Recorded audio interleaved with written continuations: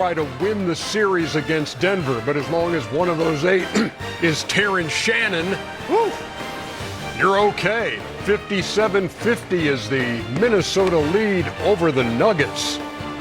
As we welcome you to NBA Halftime, presented by Hyundai from Studio J here in Atlanta. Ernie Johnson, Shaquille O'Neal, disposing of his gum. Kenny the Jet Smith and Charles Barkley. Somehow, shorthanded, they're getting this done. Not only with the starting backcourt out, but then Ayo Dosunmu also not going. But, Ernie, you know, we always we talk, we're like, man, they're not playing with any energy and desperation. That's energy and desperation. That's what we were saying tonight earlier. Yeah, yes, like, it is. Yeah, like when we watch those games, we're like, last night, man, the Lakers just think this is a regular game, or some of the teams we've seen. Like when it's the end of the season, if I'm Coach Finch, I'm like, if we lose this game, I'm good. Mm-hmm. We trying as hard as we can. We give it. Every guy out there is giving maximum effort. I love that. Yeah. I can say, I don't know if they're gonna win this game, but it won't be because of a lot of energy and effort. Now, pregame show, we talked about Denver getting that 20-point game out of Spencer Jones, which was like a surprise. Found money. Yeah, exactly. And we said, who's going to be the Spencer Jones tonight for Minnesota at home? And the answer is Terrence Shannon. Shannon, but you know, when we talk about energy and effort, let's define it.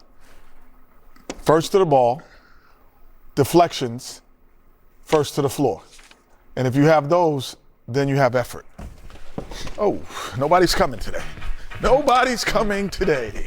No one's coming, only when they feel like it. But anyway, here's Cam Johnson right here with the basketball. And he's making the pass here. Jokic is back. Get it back door. Freeze it here. I'm coming over to help. Who's going to get this 50-50 ball? Who's going to get it? Let's see. Now we get down to here. We get on the floor. Shannon, he's getting the 50-50 ball. Get it to the rim. Get downhill. Once I get downhill, boom, see you later. Dunk. Again. Coming down here, can I get down? I didn't know it. I knew it. Oh my God. He gets downhill again. So Shannon has just done a great job. And again, freeze it here. Now, energy and effort. Murray, Jokic, we have to stop. We have to get somewhere right in here because we have to make him make the extra pass. We cannot let him get to the rim, get past Hardaway. He gets past there, and it's dunk city. There is no energy, no effort. First to the floor, first to the ball, deflections. None of that is happening for Denver right now. 57-50 is your score. We take a look at the epic moment presented by Hyundai, and we take a look at who's getting it done and who might be struggling a bit on the Denver side. Cam Johnson hasn't missed. The old Tar Heel, 5 out of 5. He's got 15 in the first half. Tim Hardaway's had 10 off the bench. Jamal Murray, just 3 out of 11. Shaq. Yes, as a star player, when you're facing elimination and your team is down on the road, you must play well. Jamal Murray, 3 out of 11, 6 points. He's definitely going to have to pick it up in the second half if they want to have a chance to win. Listen, shots like that usually fall for him.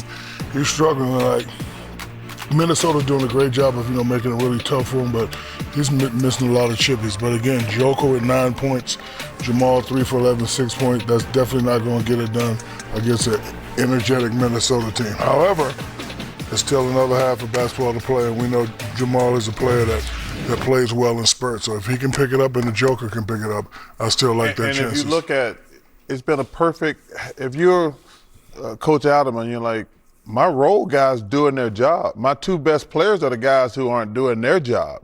Joker and Jamal, they're not playing well. So if you got Hardaway and Cam Johnson, they doing their thing. But your 2 best players, they to me are the 2 that's struggling. Joker did not have a good first half. Jamal did not have a good first half. But man, the energy level coming from them Wolves, man, they made me proud. I said, hey, we might not win this game, but we gonna give it to y'all. Joker, by the way, 2 quick buckets to start the game, but only 9 points at the half, and he is 4 out of 9. Does have 3 rebounds, assists. That definitely was you. Gotta run through the tape, brother. Yeah, it was really, really well played, Shaq. It was Very impressive. He scared you? Yeah, he did. Not like he sprinted past you either. Exactly. It's the casual stroll. Box outs, it's screens, it's loose balls, it's all of that. It's taking charges. So Diabate wins it. Dyson Daniels was second, and Draymond Green was third. Congratulations. Where's to Draymond those. at? He ain't got nothing else to do. The NBA's Twyman Stokes Award goes in short to the guy considered the best teammate in the league.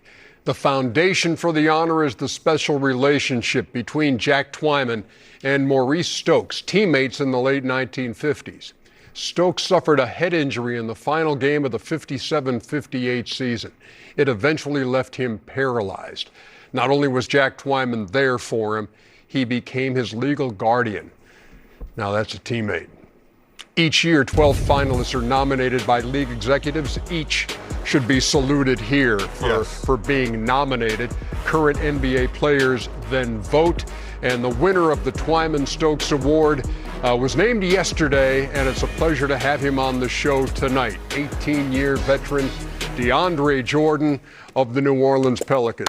We salute you, DeAndre, for this. It's a great honor. Thanks, fellas. Thanks. No, thank you for being with us. Look, you're an NBA champion. You've been an all-star. You've been a first-team All-NBA guy. When you receive this recognition, how special is it for you?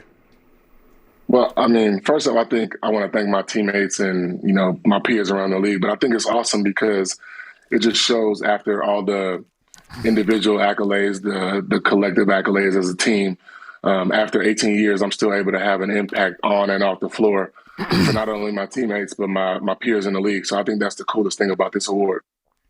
DeAndre, Charles always said that I was a Jordan coach, so I would have never have gotten this award. What does it take to get Teammate of the Year?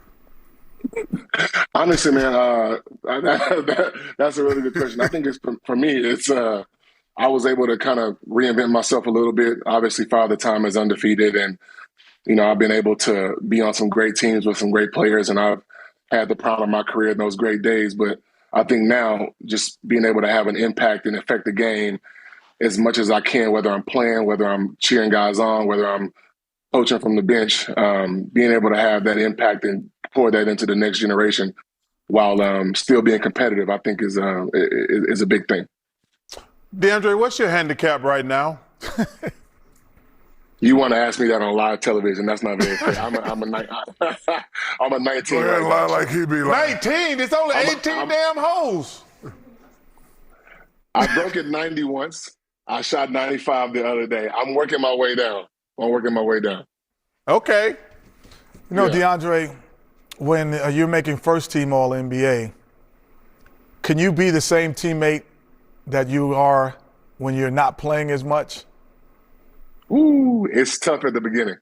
It is tough at the beginning. The competitiveness, the ego, and what you can do or what you have done kind of sits with you. But I think that when you have accepted the fact that it's a younger generation's time and it's their time to build up, but you can still contribute, I think that's the hardest thing to kind of overcome and get over. But the guys that have done that have lengthened their careers. They've continued to play, win championships, and just overall be better for their legacy and for their careers. But I will say it's an adjustment period. Your ego kind of has to relax a little bit. But part of that ego got me here and got us here as players.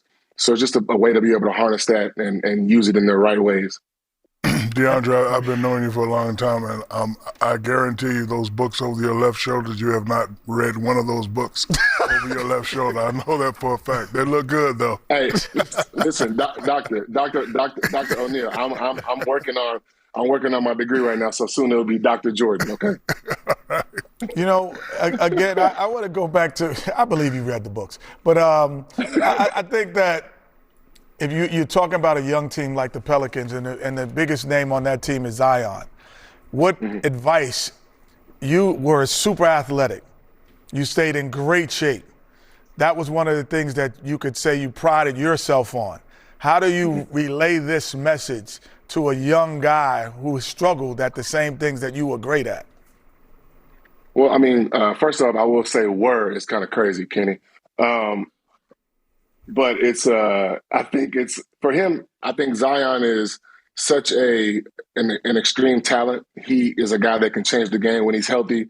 Um, he changes your team. He makes your team a playoff team. He puts you guys into something that's different than the lottery team. This year being his teammate for the first year, he wanted to be held accountable. And for me, I'm very outspoken. I'll call things out the way I see it.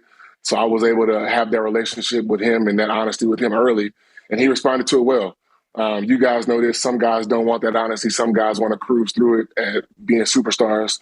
They don't want their feathers ruffled. But he was a guy who actually took that criticism well, and he accepted that challenge. So for me, I wasn't hit with him before, but he played 35 games consecutively, which was the longest in his career. So I think it's just seeing somebody do that and can hold him accountable on a daily basis. And I was able to kind of get through to him like that this season. And, we'll just continue to build off that. DeAndre, you're living proof that you don't have to be a lottery pick to have a long career in the NBA. Second round, number 35 pick, carved out an 18-year career so far. What would be your message to a young player who has those dreams and they look at your career? Man, I think for me, I idolize guys like, Shaq, Akeem Olajuwon, Kevin Garnett, Tim Duncan, guys like that who are monsters at their position. And for me, I was like, I wanted to take a little bit of pieces and personality traits from these guys and kind of add them to my game. But I think that I was also able to get through the hard. And I was able to be comfortable being uncomfortable. And I think that you got to enjoy that journey. Things aren't going to go your way all the time. You got to be able to fight through some disadvantages, some obstacles, and that's going to make you an even better player. But I think that enjoying that process, whether it be good, bad, the ugly, whatever it is, and that's going to make you resilient as a player. There are a lot of awards, DeAndre, that go out for what goes on between the lines on the floor. This is special. This is in here. This is the man inside. This is character, and I salute you for winning this award done, man. with Twyman Stokes. Appreciate you. Thank you, guys. I appreciate you guys. Thank y'all. Man, all you kids look at that story, man. It's an amazing story. And if